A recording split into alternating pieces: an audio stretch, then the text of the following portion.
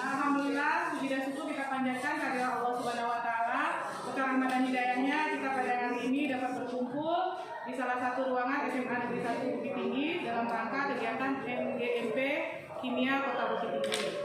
Salawat dan salam tidak lupa kita sampaikan kepada Nabi kita Nabi Muhammad SAW yang telah membawa kita semua ke ilmu pengetahuan seperti saat ini. Alhamdulillah Bapak Ibu, bagaimana keadaan Bapak Ibu saat ini? Tetap semangat Bapak Ibu. Pada saat ini kita sudah menggunakan kurikulum Merdeka, di mana salah satu prinsip dari kurikulum Merdeka itu adalah pembelajaran berdiferensiasi.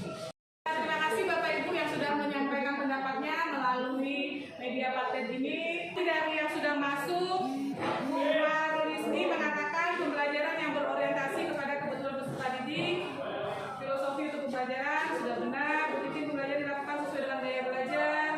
Bu Nurena juga sudah, karakter belajar siswa. Bu Wiwi mendapatkan pengetahuan, Bu Mulyanti juga. Nah, kalau kita kasih Bapak Ibu atas partisipasinya, beri aplaus kepada kita bersama dulu ya. Jadi benar, pembelajaran berdiferensiasi itu bisa kita lihat adalah segala usaha yang dilakukan oleh Pak Ibu Guru untuk menyesuaikan proses pembelajaran di kelas. Jadi karena menyesuaikan proses pembelajaran yang kita buat itu sehingga kebutuhan semua siswa yang ada di kelas kita itu terakomodasi. Usaha yang kita lakukan untuk menyesuaikan proses pembelajaran sehingga kebutuhan siswa itu dapat terpenuhi, itulah yang dikatakan pembelajaran berdiferensiasi. Nah, selanjutnya mungkin Bapak Ibu kita akan menonton salah satu video sekolah hewan. Bapak calon guru penggerak. Hutan adalah salah satu tempat hidup beraneka ragam hewan dan makhluk. Ibu yang sudah menjawab tanggapan Bapak Ibu terhadap video yang kita tonton bersama tadi melalui aplikasi Jamboard. Jadi dari beberapa pendapat yang sudah masuk, salah satunya adalah Bu Mulyanti, kemudian Bu Marisni juga kurikulum yang diberlakukan sama untuk semua ya. Bu Dini juga sudah ada, tidak semua punya bakat yang sama. Mereka hanya akan juara pada bakat keahliannya saja. Bu, kita melihat dari video ini bisa kita analogikan kepada pembelajaran kita sehari-hari. Karena kurikulum yang selama ini kita gunakan, mereka harus mampu di seluruh mata pelajaran, mampu kimia, mampu fisika, mampu jadi standar-standar saja nilai yang diperolehnya, sehingga yang juara itu nilai rata-ratanya seperti si ular tadi, sedikit bisa kimia, sedikit bisa fisika, sedikit. Nah, bagaimana dengan adanya pembelajaran berdiferensiasi yang mereka miliki dari awal itu bisa kita lebih asah. Disitulah peran kita sebagai guru. Ya, karena Bapak Ibu terima kasih atas partisipasinya sudah menjawab. Jadi kalau pendidikan menurut KHD tadi, jadi kita pendidikan itu adalah menuntut segala kekuatan kodrat yang ada pada anak-anak sehingga mereka dapat mencapai keselamatan dan kebahagiaan setinggi-tingginya sebagai manusia maupun anggota masyarakat. Jadi peran kita adalah menuntun bakat-bakat mereka yang sudah ada sehingga mereka mencapai keselamatan. Itu. Jadi Bapak Ibu, sebelum kita lanjutkan, coba diamati lagi gambar berikut ini.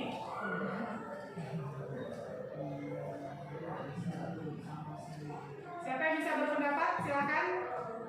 Nah, silakan Bu Yanti. Kalau dari gambar ini, kalau dianggap sama, Kiri kanan ya, gambar kiri gambar kanan, silakan. kalau yang ini kan sama di sebelah kiri, ternyata sama itu bukan berarti lebih baik.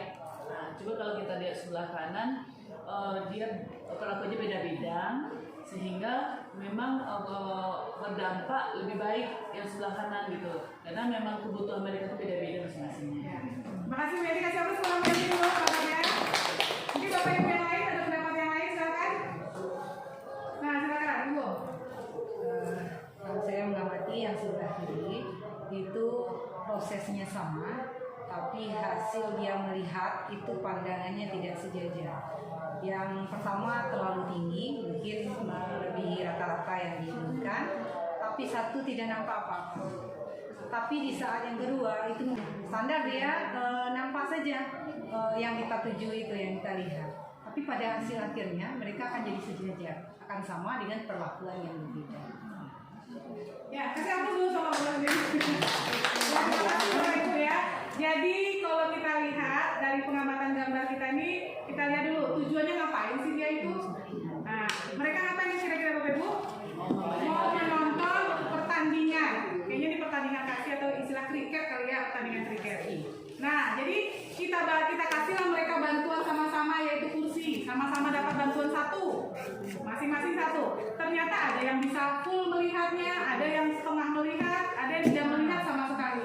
Ternyata kita tidak bisa memberikan bantuan yang sama. Ya, jadi kita tidak bisa melakukan perlakuan yang sama. Nah, yang kedua, kita lihat, kita amati, kita identifikasi, kita petakan. Oh, ternyata yang nomor satu ini, yang bagian celana kuning, nggak perlu dia dikasih meja karena dia bisa melihat. Nah, sedangkan kalau yang baju merah, kayaknya dia perlu satu bantuan kita. Nah, sedangkan kalau yang baju celana biru, baju ungu, dia butuh banyak perhatian, dia butuh dua. Disitulah proses berdiferensiasinya. Bisa dipahami Bapak Ibu? Untuk itu kita guru harus memetakan bagaimana apa sih sebetulnya yang dibutuhkan oleh siswa kita. Nah, jadi pemetaan itu bisa kita lakukan dengan 3 model: kesiapan belajar, minat, dan profil belajar. Kesiapan belajar ini yang biasanya kita suka, kalau minat itu biasanya pada saat BK ya, kita diharapkan peserta BK di awal itu sudah merasakan asesmen. Kita juga belum apel asesmen ini untuk melihat kesiapan belajarnya. Yang kesiapan belajar itu seperti apa? Nah, bisa kita bedakan ini, tahu kelompok mana yang paham semua, paham penuh, mana yang setengah paham, mana yang tidak paham sama sekali. Itu pengelompokannya. Nah, itu sudah termasuk dalam prinsip dari berdiferensiasi. Nah, jadi pada saat kita sudah tahu kelompok-kelompoknya, maka pada kelompok pembelajaran ini kita gunakanlah bahan itu. Bahwa mereka yang paham penuh, mungkin mereka bisa kita tinggal.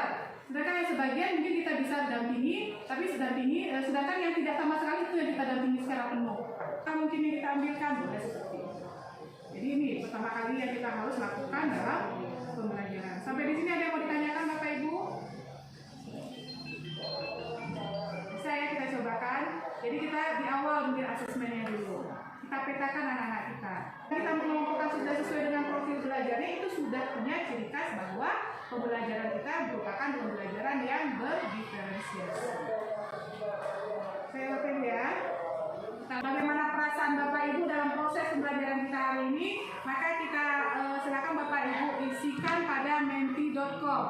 Jadi pada menti. Ada yang sudah bisa membuka linknya? Silakan dibaca pertanyaannya Pak Didi. Jakarta yang mewakili perasaan Bapak Ibu. Yang di perasaan Bapak Ibu yang sudah Bapak Ibu ungkapkan setelah kita mempelajari tentang pembelajaran berdiferensiasi. Ini yang paling besar, semangat. Berarti semangat ya Bapak Ibu untuk menerapkannya di kelas ya. Puas, motivasi, lakukan, bertransformasi. Ya, terima kasih Bapak Ibu. Berarti dengan Bapak Ibu mengisi perasaan atau apresiasi Bapak Ibu terhadap pembelajaran ini, berarti berakhir pula lah pembelajaran kita. Terima kasih atas atensinya, terima kasih atas perhatiannya. Kami akhiri dengan Assalamualaikum warahmatullahi wabarakatuh. Waalaikumsalam. Pada pengawas Bu Nasi Marwalinda yang sudah memberikan ilmu tentang pembelajaran berdiferensiasi sehingga bisa diterapkan di sekolah kami masing-masing.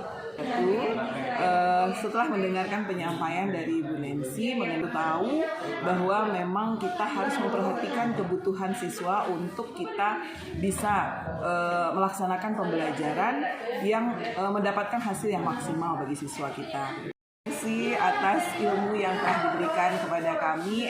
Warahmatullahi wabarakatuh. Saya Yulia Fitri, guru kimia SMA Negeri 2 Bukit Tinggi. Penyampaian tentang pembelajaran diferensiasi yang disampaikan oleh Ibu Nancy, 2 kata saja, sangat luar biasa. Kami menjadi lebih paham dan sangat menarik. Assalamualaikum warahmatullahi wabarakatuh.